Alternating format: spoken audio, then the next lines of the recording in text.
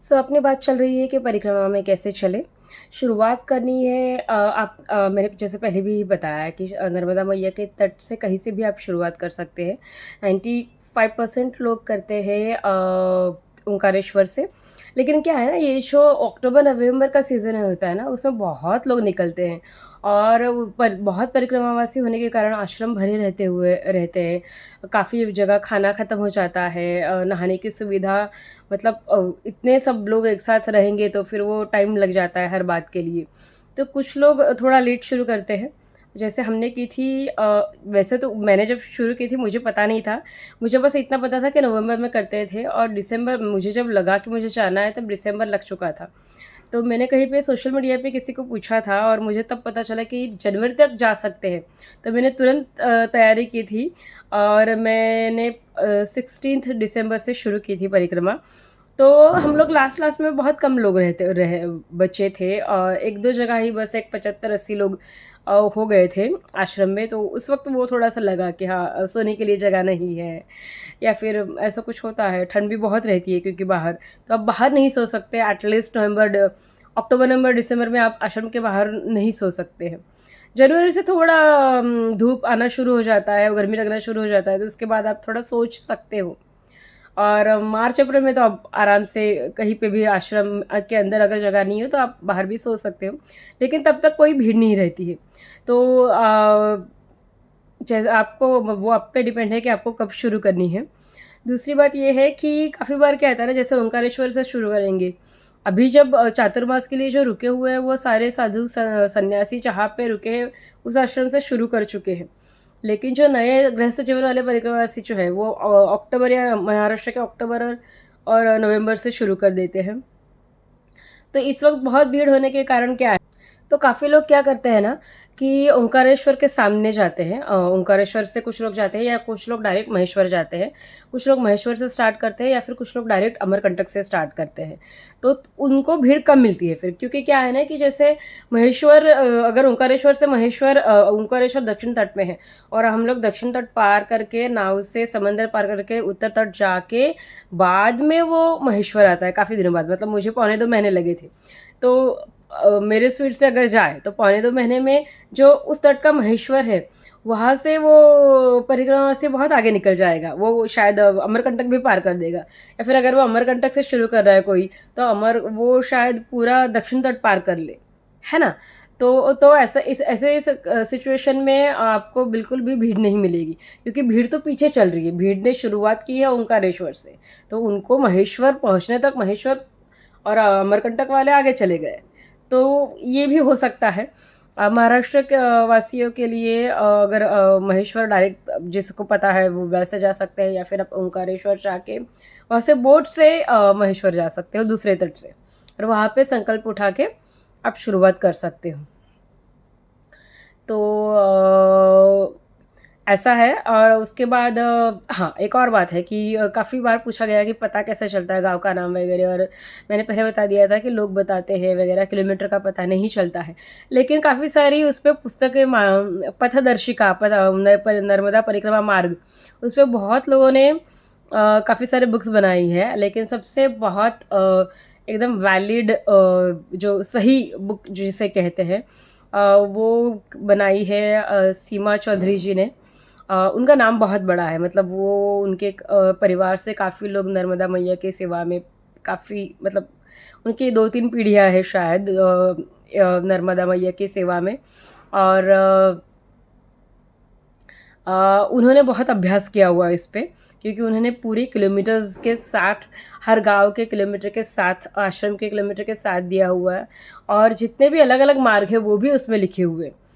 मतलब जैसे अगर शूलपाणी है तो शूलपाणी से भी एक रास्ता है, वो सारे गाँव और आश्रम के नाम और किलोमीटर्स है। अगर आप प्रकाशा से जाते हो तो उससे उसके सारे किलोमीटर्स और नाम है। अगर आप 52 गजा से जाते हो तो उसके भी सारे किलोमीटर्स और नाम है। मतलब बहुत ज़्यादा एक्यूरेट बुक जो अगर मैंने किसी की देखी है तो एक सीमा चौधरी जी है। हम काफ़ी लोग उनको सीमा दीदी बोलते हैं। और क्या है ना कि मतलब उनका मैंने परिक्रमा में बहुत उनका नाम सुना है, और मैं खुद बुक नहीं लेके गई थी, और बाद में जाने के बाद मुझे बुक मिली भी नहीं थी। और एक कारण था, मतलब सॉफ्ट कॉपी थी पीडीएफ जो मोबाइल में मिलता है, खुल सकता है ना, वो था, लेकिन मैं स्मार्टफोन नहीं लेके गई थी। तो मैंने काफ़ी लोगों के हाथ में देखा था और हम लोग लेके लेके पढ़ते थे और समझ में आता था कि नहीं ये सही है, ये सही है। एक और छोटी सी बुक है, मुझे उनका नाम नहीं पता है, लेकिन उनका वो भी अच्छी है। ज़िला वाइज, ज़िला और नीचे गांव का नाम और किलोमीटर ऐसा दिया हुआ है। लेकिन सीमा दीदी की जो बुक है ना, उसमें गांव का नाम, किलोमीटर, आश्रम, कौन कौन से तीर्थ स्थान हैं, और कुछ कुछ तीर्थ स्थानों का महत्व भी दिया है कि इधर यहाँ पे ये तीर्थ स्थान है। मतलब एक कहीं जगह है, गांव है, वहाँ पे अगर 4-5 तीर्थ स्थान है या 4-5 आश्रम है, तो उन्होंने सबकी डिटेल दी हुई है। तो मैं भी प्रेफर करूँगी कि किसी को अगर सीमा दीदी की बुक चाहिए तो अभी क्या है ना, वो एक तो छपी हुई मिलती है, छपाई के पैसे लगते हैं इसके लिए, वो छपी हुई बुक के 40 रुपये रहते हैं। लेकिन जो मोबाइल पे है, जो पीडीएफ फाइल मिलता है, वो बिल्कुल ही फ्री है। मतलब इतनी सेवा कौन करता है, इतनी निस्वार्थ सेवा कौन करता है, क्योंकि आप जब आप परिक्रमा करोगे और आपको वो बुक हाथ में रहेगी ना, तो आपको जो एक अलग सा सहारा रहता है, आपको पता रहता है कि आगे का गांव कौन सा है, कितने किलोमीटर पे है, कौन सा आश्रम आएगा। तो इतना जो मार्गदर्शन और मतलब इतना, और उनकी मेहनत है, मतलब हर किसी की मेहनत होती है बुक बनाने के लिए, और उनकी बहुत मेहनत है। उनका नाम इतना विश्वसनीय है ना, मतलब उनका नाम बहुत बड़ा भी है, और वो बहुत विश्वसनीय है, मतलब लोगों को बहुत विश्वास है उनके। और क्यों ना हो, इतने निस्वार्थ फ्री में अगर वो ऐसी सेवा दे रही है जो मतलब और कोई नहीं कर सकता है, क्योंकि सबको भी हम जाएंगे ना परिक्रमा में, तो अपनी इतनी यही नहीं रहते कि हम कुछ लिखे, कुछ बनाए। हम ज़्यादा से ज़्यादा क्या बनाएंगे, आज दोपहर को बालभोग कहाँ पे किया, आज सुबह बालभोग कहाँ पे किया है, आज शाम को दोपहर को भोजन कहाँ किया है, शाम को कहाँ रुके हैं, ये 3-4 जगह ही लिखेंगे। लेकिन पूरे के पूरे सारे परिक्रमा में जितने भी गांव है और जितने भी आश्रम हैं, और सारी उसकी डिटेल लेना बहुत मेहनत का काम है। और वो ऐसे ही फ्री में किसी को दे रहा है, तो वो तो बड़प्पन नहीं है, निस्वार्थ सेवा है वो। तो आपको अगर चाहिए तो आप किसी से भी, मतलब जो पहचान वाला, उससे मांग सकते हैं। अगर आप सीमा दीदी को कांटेक्ट करें तो वो खुद भी देंगी आपको। अगर मेरे थ्रू चाहिए तो आप मुझे बस बता दीजिए मेरे ईमेल आईडी पे kpknowledgeandwisdom@gmail.com।